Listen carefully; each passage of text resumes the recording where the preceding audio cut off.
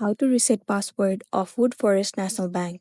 It's pretty simple and a quick process, so without any further delay, let's jump right into the video. Start by heading over to your application Woodforest National Bank. Once you're in this page, try entering your login credential as in your username and the password. But in case if you have forgotten your password, then tap on Forgot Password. Now first of all, you have to enter your username of your account and then click on Submit. Once done, now try entering your temporary password. Once you have entered, click on Submit at the bottom. It will land you on the page where you'll be able to change or reset your password.